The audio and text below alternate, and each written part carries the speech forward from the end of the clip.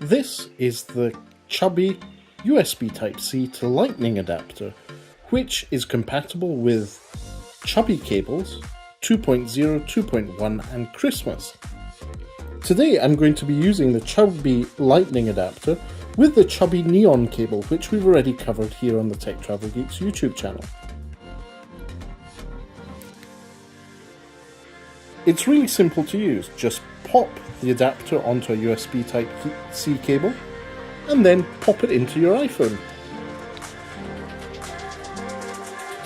There you go.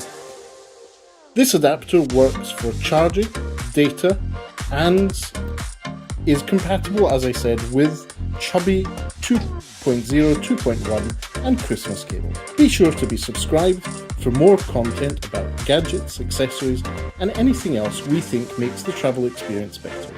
Thanks for watching.